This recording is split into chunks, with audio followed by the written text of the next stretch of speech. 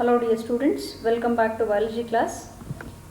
In this video let us continue with the 8th chapter, Cell, the unit of life, and here let us discuss about the nucleus. Nucleus, it is double membrane bond cell organelle which controls all the functions of cell. For the first time, the nucleus was discovered and described by a scientist called Robert Brown as early as 1831. Later, the material of the nucleus was stained by basic dyes and the term chromatin was given by a scientist called Fleming. So, the term chromatin was coined by scientist Fleming. Occurrence: the true nucleus is present in all eukaryotic cells except mature RBCs, then pseudotube cells of phloem, then tracheids and vessels of xylem. Okay, so whereas in case of prokaryotes they are having primitive nucleus called nucleoid. Then number of the nucleus, generally the single nucleus present in each cell, but the number varies. In some cells there are two nuclei are present, for example in case of paramecium, whereas in case of fungal hyphae, polynucleate, that is many nuclei, they are floating in a common cytoplasm. That condition is known as xenocytic hyphae. So here the polynucleate condition is observed.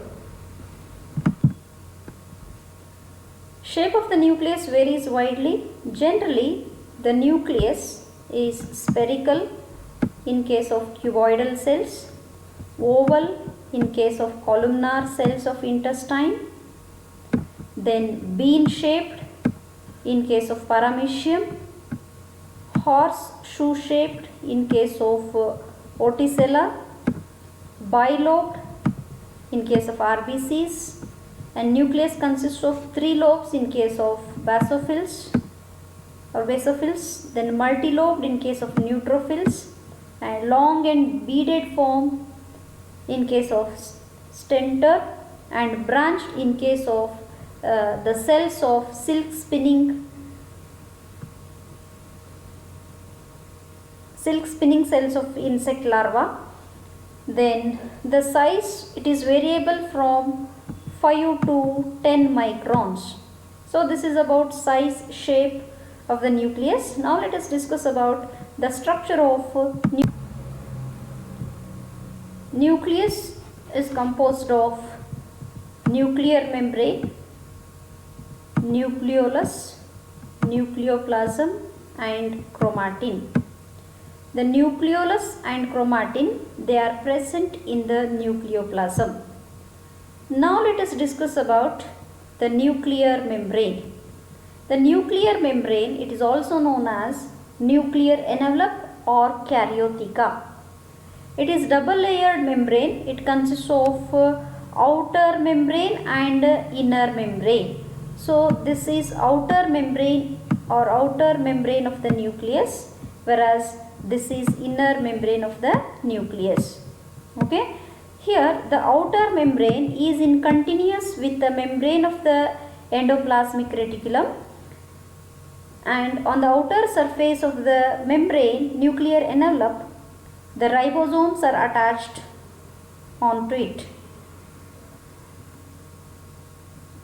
Between outer membrane and inner membrane, or outer membrane and inner membrane, they are separated by a fluid filled space called perinuclear space. Here is a perinuclear space. Okay, this is perinuclear space.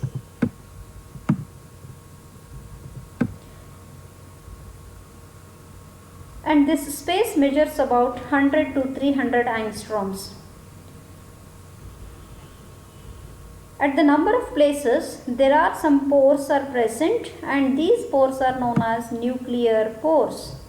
These nuclear pores are formed by the fusion of outer membrane and inner membrane. You look at this, this is the inner membrane and this is the outer membrane. These two membranes, they are fused here, okay. So hence it is known as,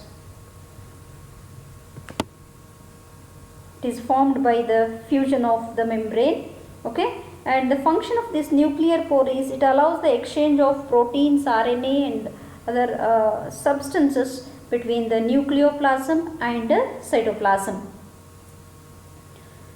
Then nucleolus. The number of nuclei varies. In some cells only one nucleolus is present, okay. And nucleoli, they are generally spherical in shape and they are not enveloped by any membrane.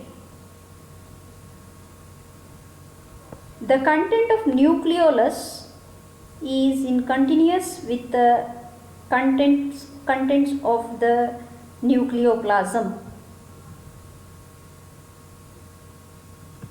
Nucleolus, it is the site for active ribosomal RNA synthesis. There are three different types of RNAs are there: ribosomal RNA, transfer RNA and messenger RNA. The ribosomal RNA synthesis takes place in the nucleolus, which is a dense structure present in the nucleus.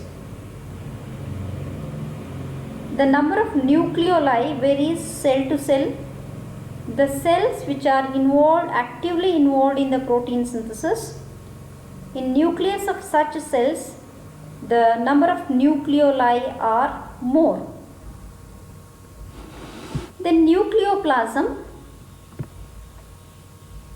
The nuclear matrix or the nucleoplasm contains the nucleolus and chromatin.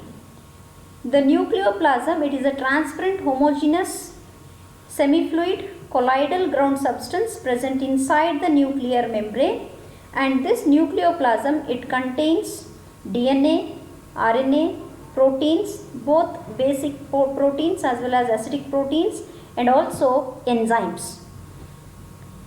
Then chromatin. In the interphase nucleus has a distinct network of nucleoprotein fibers called chromatin. As I said, the chromatin is a nucleoprotein fibers. What is this nucleoprotein fibers? Here the nucleic acid, that is DNA, it is packed with a certain basic histone as well as non-histone proteins. Hence it is known as what? Nucleoprotein. And it forms thin thread-like structure in the interphase nucleus. Hence it is known thread-like structure. When various dyes are used to stain this nucleus, content of the nucleus, it appears as a colored thread. Hence the term chromatin is used.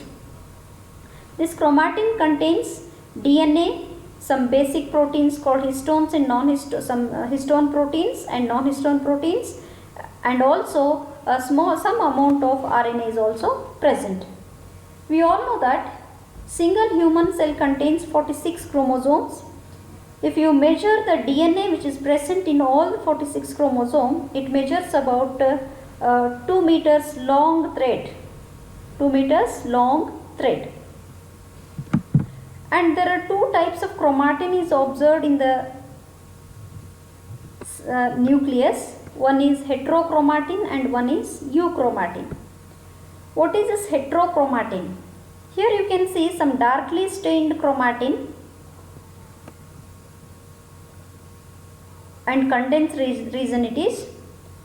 The heterochromatin, it is metabolically and genetically inactive because it contains a small amount of DNA and large amount of RNA. Whereas euchromatin, that is lightly stained thread-like structure that you are observing here, and it is genetically active. It contains large amount of DNA and proteins are present in it. At the time of cell division, This chromatin, it undergoes condensation, that is packing process, and that results in the formation of chromosomes. So in brief, let us try to understand the structure of chromosomes. So this is the DNA, that is double helical structure of DNA. You might have learned in previous classes. In PUC second year, you will learn in detail about the structure of DNA. So this DNA, it undergoes packing with some histone and non-histone proteins, and the condensation, the chromatin undergoes condensation, and it results in the formation of chromosomes. Okay. So in human beings, there are 46 chromosomes are there, that is 23 pairs of chromosomes are present in each cell. This is the chromosome structure. In the metaphase stage, we can observe the chromosome with the two chromatids. This is one chromatid,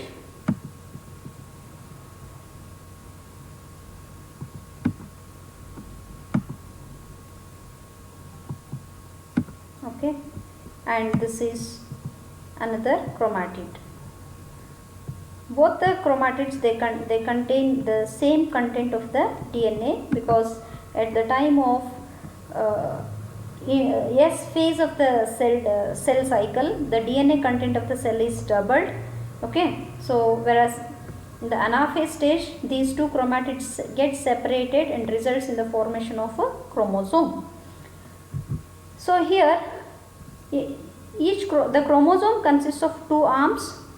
The two arms of the chromosomes, they are held together by a constriction called primary constriction or centromere. Primary constriction or centromere.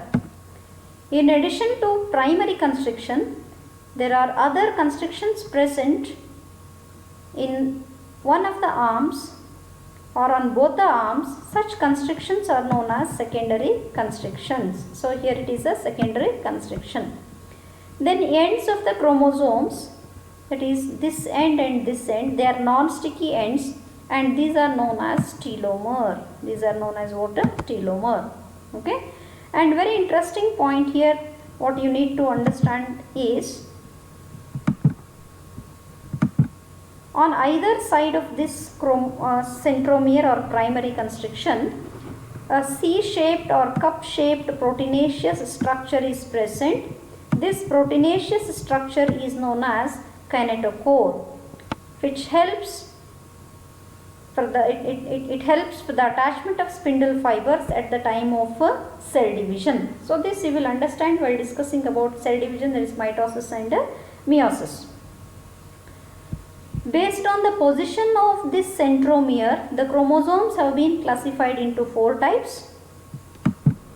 Let us see the different types of chromosomes based on the position of the centromere. Based on the position of the centromeres, the chromosomes have been classified into 4 types. One is metacentric, second one is submetacentric, third one is acrocentric, and fourth one is telocentric. Let us see what is metacentric, submetacentric, acrocentric and telocentric. Look at this. In the metacentric chromosome, the centromere is present in the middle of exactly at the mid region of the chromatids, which results in the formation of 2 equal arms. Results in the formation of 2 equal arms. Whereas in case of submetacentric chromosome, the centromere is slightly away from the mid region. That results in the formation of one smaller r. This is smaller r, small r, and one is large arm. 2 unequal arms are formed.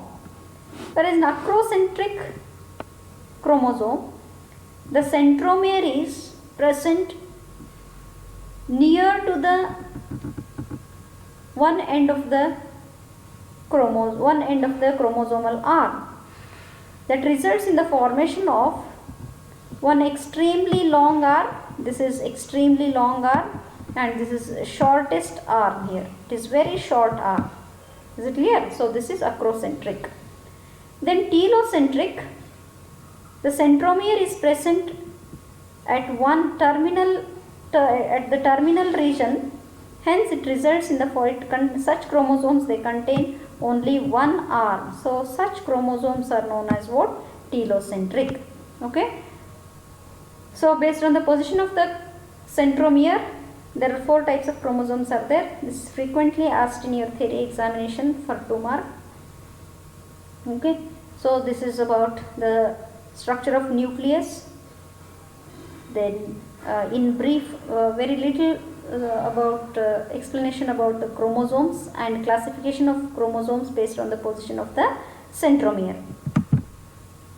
Thank you.